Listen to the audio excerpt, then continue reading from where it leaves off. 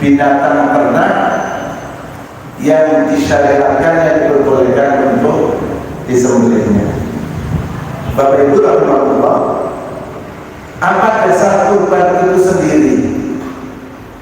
Dasarnya itu adalah bisa kita simak di dalam surat Al-Kautsar. Inna a'tainakal kautsar fasholli li rabbika wanhar. Dua ayat itu. Inna a'tainakal kautsar, a'tainaka al-kautsar. Sesungguhnya kami telah memberikan kepadamu al-kautsar, kenikmatan yang banyak sekali. Al-katsir, kenikmatan yang banyak. Fasholli, maka sholatlah kamu, wanhar, dan juga sembelihlah kurban atau berkurban. Maka kurban itu kapan dilakukan? Pada yaumul nahri wa yaumul tasyrik, pada hari nahar, yaitu tanggal 10 Dzulhijjah, dan hari tasyrik tanggal 11, 12, dan 13, sampai dengan menjelang terbenamnya matahari. Jadi kalau umpamanya kita mau korban dilaksanakan sesudah sholat Idul Adha. Kalau kurban itu dilakukan sebelum sholat Idul Adha, namanya bukan kurban sedekah. Atau kurban dilakukan pada hari ketiga di hari tasyrik, tapi sesudah maghrib, itu juga bukan dinamakan kurban, tapi sedekah saja. Pak Taufik Bandung dilakukan segini, kemudian tapi ini menjelang asal saya baru dapat uang, terus jam 5:30 cari kambing, dapat kambing, lalu disembelih rong-rong maghrib. Sembelih orang apa, untuk orang apa, tapi itu sudah tidak masuk kepada yaumul tasyrik. Hari tasyriknya itu sudah lewat, sehingga jadi sedekah.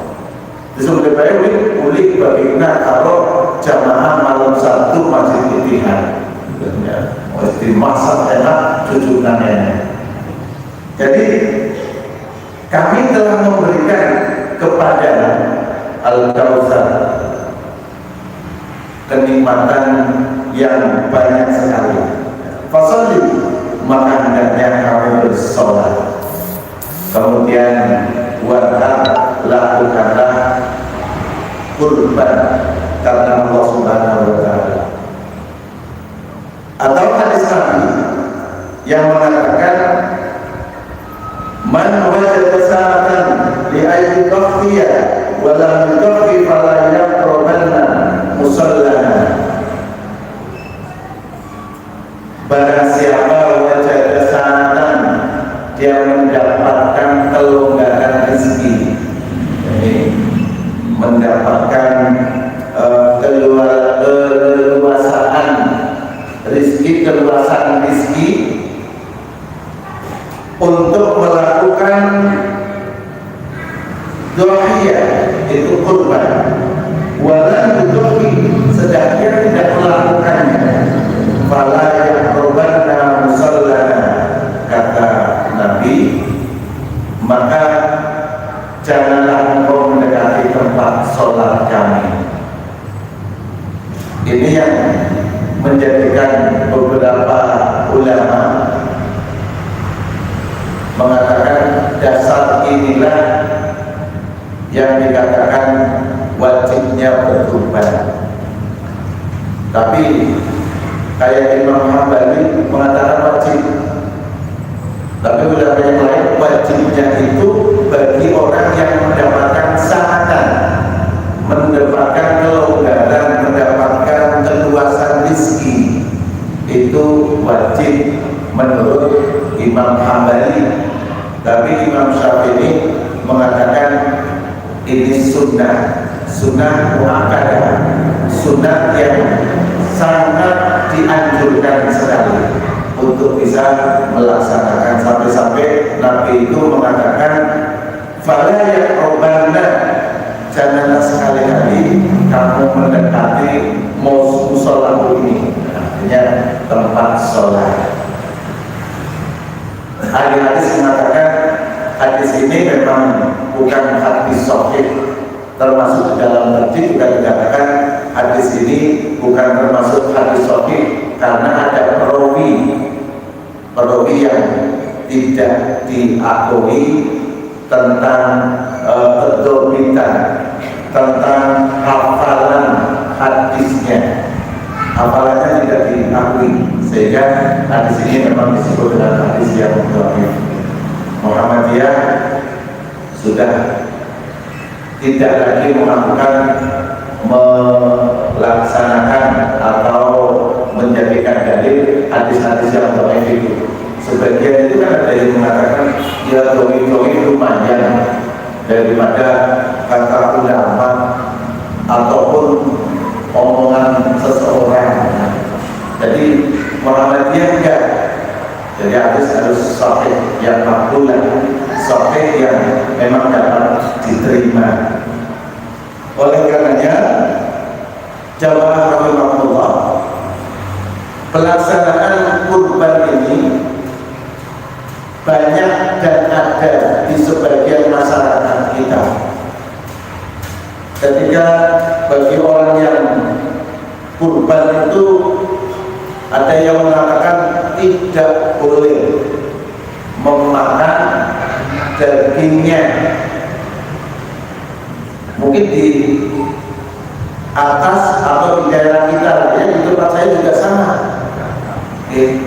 Masih banyak mungkin ya banyak orang yang mengatakan tidak boleh makan dagingnya.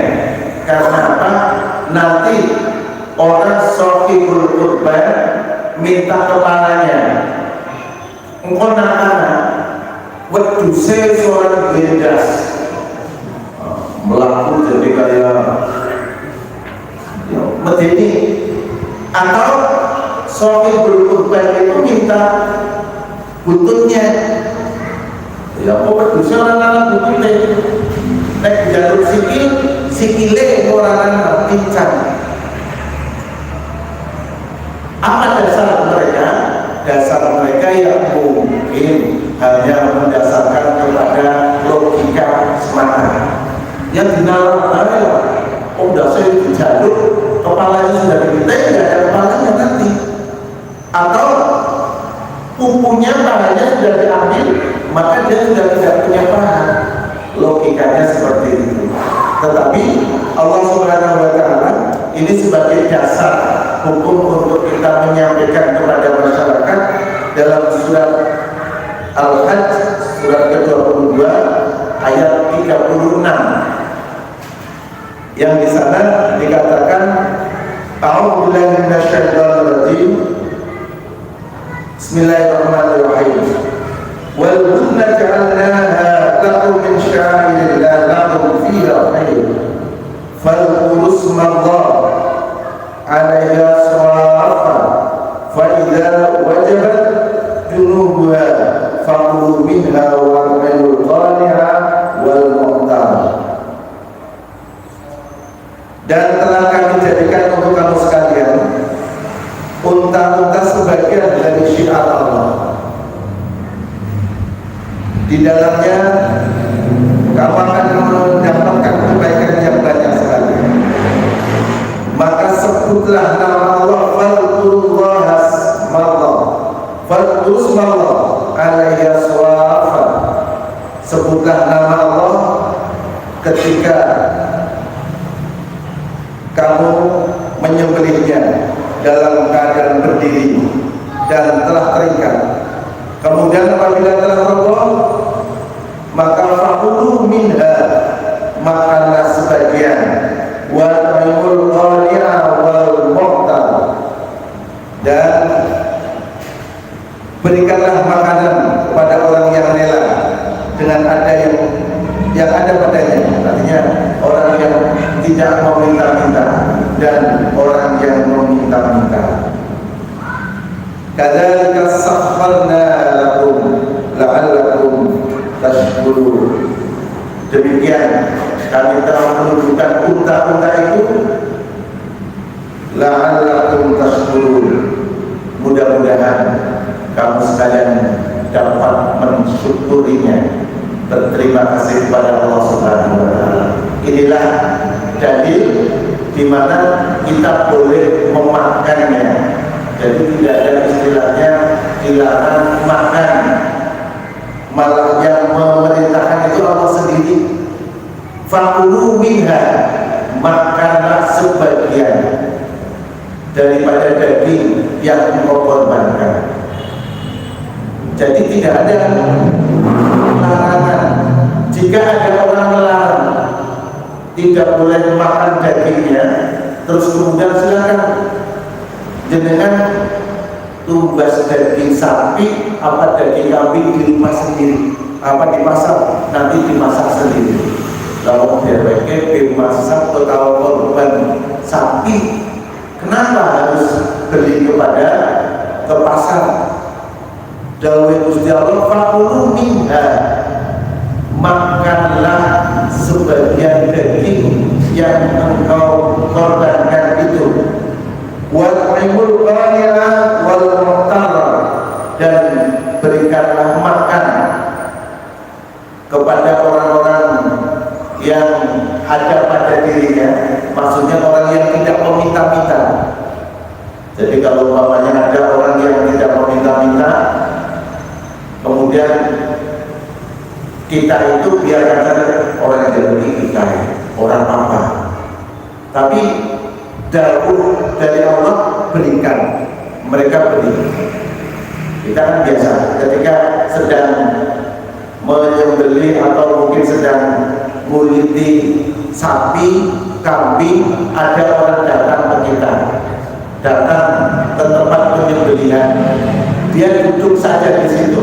Panitia itu tanggap, panitia itu harus tahu, oh ya, orang itu sebenarnya minta mau nunggu dari pagi sampai selesai terus dijual nambahin. Dia kan bukan jamaah masjid Itikaf, dia bukan jamaah masjid Al-Hidayah umpamanya, bukan jamaah kita, biarin saja. Perintah Allah itu apa? At-'aimul qani', berikan sebagian daging itu kepada orang yang ada padanya, ya orang yang tidak meminta-minta dan orang yang meminta-minta. Wal muqtar, orang yang minta. Sinjaluk narasi orang jaluk diwani, yaitu dasar hukumnya seperti itu. Oleh karenanya, maka ketika panitia yang melakukan yang mengkoordinasi tentang ibadah korban hendaknya bisa membagi. Kita terbiasa korban itu kita tidak membagikan khusus kelompok orang Muhammadiyah saja. Mungkin di beberapa nanti juga sama ya Bapak Ibu, yang tidak membagikan khusus cincin yang Masjid Al-Hidayah ya, Asma bin Wes ya. Jadi Asma bin Wes itu yang Wes. Jadi hanya untuk jamaahnya saja kita berikan, sama di tempat kami pun seperti itu.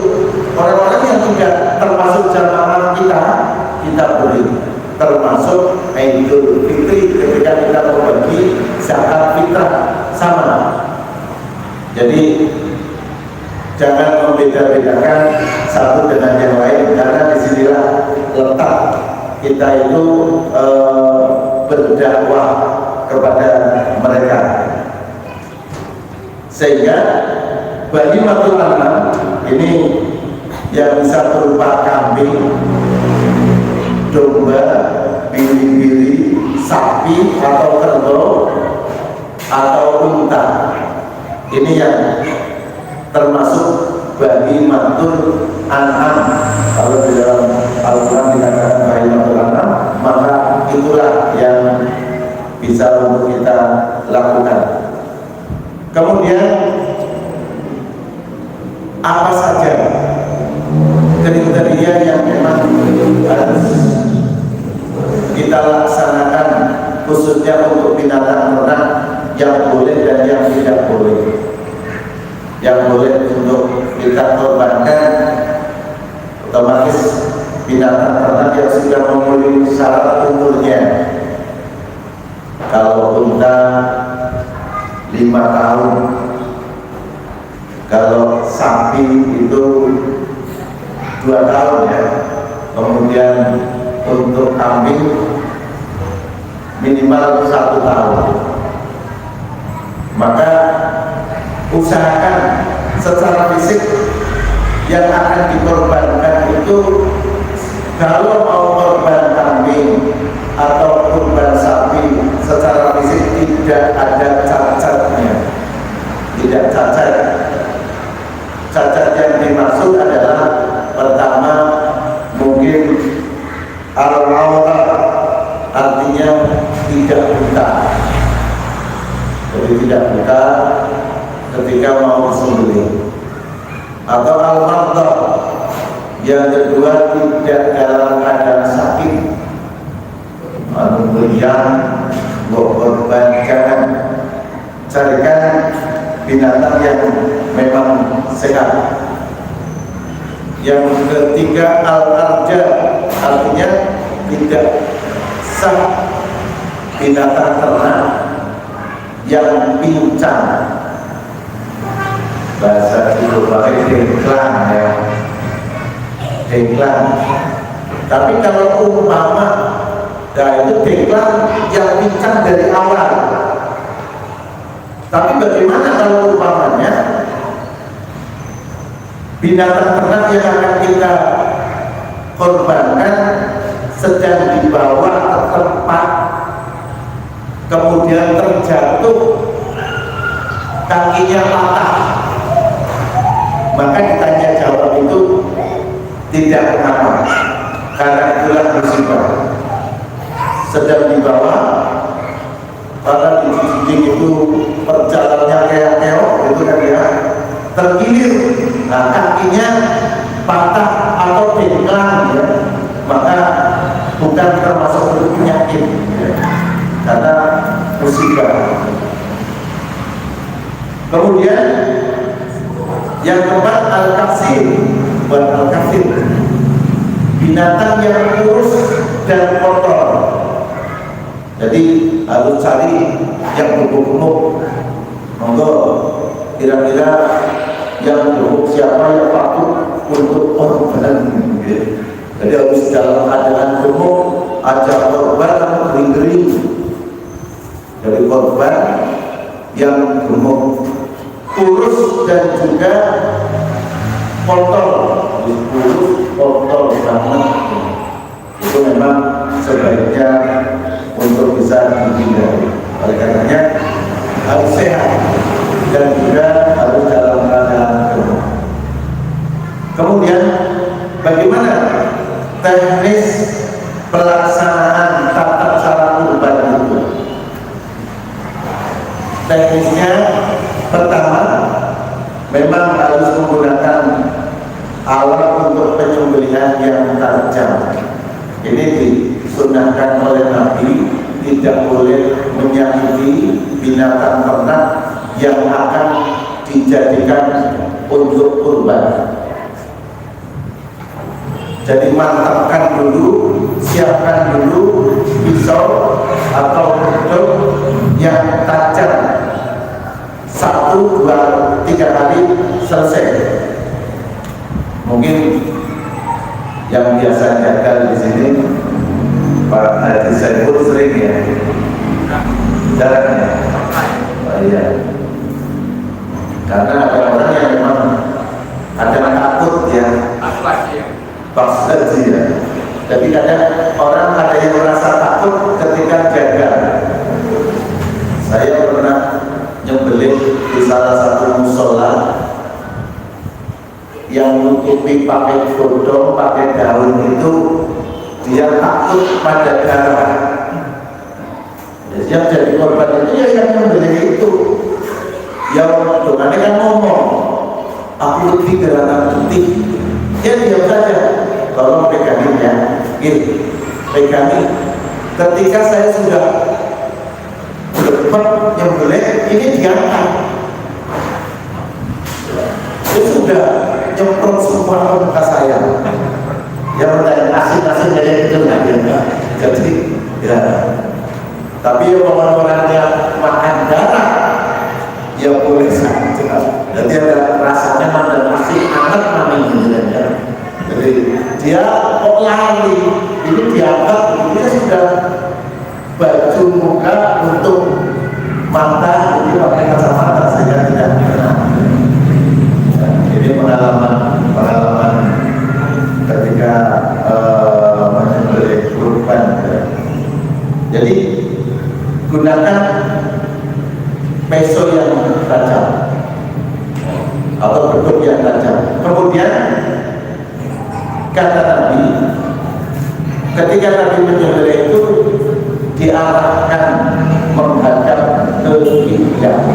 Jadi mungkin kepalanya di sebelah selatan, kalau di kita kakinya di barat, sehingga kita sembelih dengan cara yang baik, ya sebagaimana yang disabdakan, yang disampaikan dan dilaksanakan oleh Nabi kita Muhammad Sallallahu Alaihi Wasallam.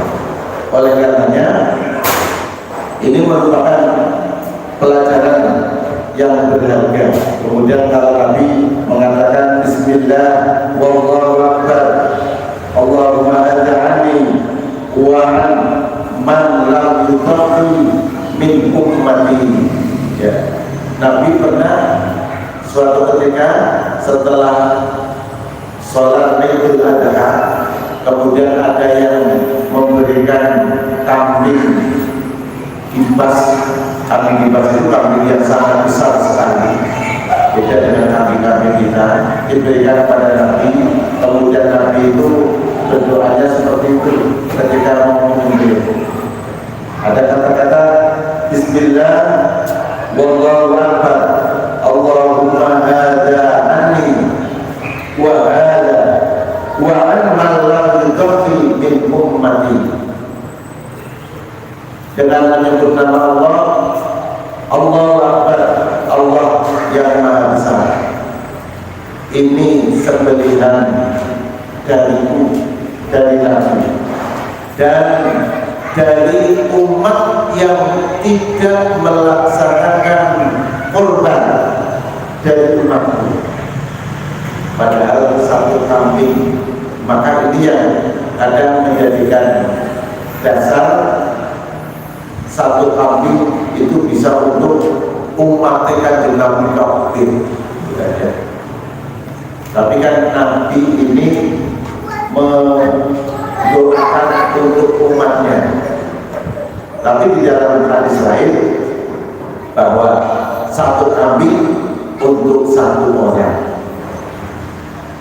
Tetapi Nabi mengatakan wa man lam yudkhil min ummati, dan ini juga kami berikan untuk mulia Allah, untuk umatku yang tidak bisa berkorban. Jadi dari satu kambing itu, sehingga dalam kesempatan lain Nabi SAW dan diriwayatkan oleh Ahmad mengatakan yang berkaitan dengan masalah kurban. Sering ada orang yang bertanya, boleh tidak kulit dari kurban itu, dari binatang yang disembelih itu dijual? Maka Nabi sangat melarang hal itu dilakukan oleh kita. Apapun yang ada pada bahimah anak itu hendaknya untuk bisa dibagikan kepada masyarakat kita. Rasulullah SAW, la tabi'u luhumal hadi wal adhahi faqulu wa tasaddaqu wastamti'u bi juludiha wa in qut'imtum min luhumiha syai'an faqulu in syi'tum. Rasulullah SAW bersabda, janganlah kamu jual daging denda haji dan daging kurban, makanlah dan sedekahkanlah dagingnya itu dan ambillah manfaat kulitnya, dan jika kamu diberi makan dagingnya, makanlah jika kamu suka. Jadi ini larangan keras bahwa tidak boleh sama sekali untuk menjual kulitnya. Di masyarakat sering ketika ada mau korban, ada orang yang nyari kulitnya. Mungkin sebagian ada yang tergiur, mungkin ya betul baik kulitnya, orang burung boleh burung mati angel, nanti diberikan daging lagi, kemudian dibagikan. Secara logika memang kelihatannya iya, beda daging ini. Tapi artinya orang itu menjual, yang dilarang itu menjual ini. Sekalipun itu nanti akan diberikan daging lagi, itu bukan daging dari binatang yang disembelih, maka larangan untuk menjualnya. Termasuk juga larangan untuk memberikan ongkos kepada orang yang menyembelih dan diambilkan dari daging itu. Pak Haji Suwaji menyembelih, kemudian Pak Haji ini panjenengan tak kasih kepalanya dia. Kalau tahu nggak usah, jangan, karena itu tidak diperbolehkan. Tapi kalau umpamanya nanti setelah ditempel kok dijujuki, lain permasalahannya. Itu bukan untuk upah, mungkin kita diberi sebagaimana yang dikatakan orang yang tidak meminta-minta tapi dikasih dapat bagian. Tapi kalau mereka ini sebagai ongkos panjenengan dibeli, maka sebaiknya jangan diterima.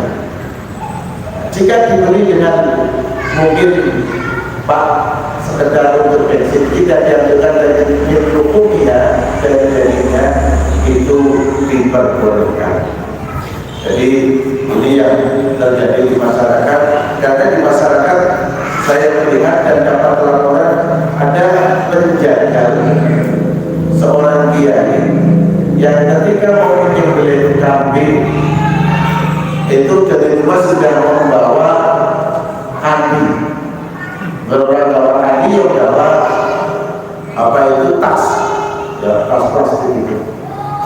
Mesti bajunya bawa das kerdus, ya berbeda sapi lumayan ya. Dan itu beli sampai 5 kulkasnya orang Medan. Dia ini memang luar biasa, dapat kepala sapi, kepala kambingnya yang bergu, anak dah sapi 5, maka kenapa dia aku berupaya. Ini yang kadang kita itu tidak masuk akal sekali.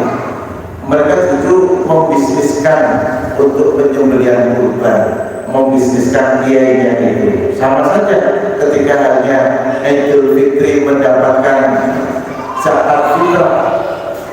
Terbiasa zakat fitrah itu di sebelah saya, mungkin di desa kami, itu kiainya dapat panon. Pak Setor ada 4 orang, 1 diberikan kepada panitia, yang 2 kepada panitia, yang 2 untuk kiainya. Nah, kalau seperti ini jamaah ini banyak sekali. Kalau saya punya jamaah ada sekitar 50 kakak, 50 kakak kali 3 umpamanya, ini 1 seter. 1 setel paron itu 25 orang kali 3 kilo sekitar setengah, lumayan masuk baru Idul Fitri Abdul Beras sebenarnya, dan itu terjadi. Sehingga pemilihan seperti ini memang hendaknya kita luruskan bersama-sama. Saya kira itu saja yang dapat saya sampaikan. Silakan mungkin Bapak Ibu yang ingin menyampaikan pertanyaan berkaitan dengan beban, kami persilakan.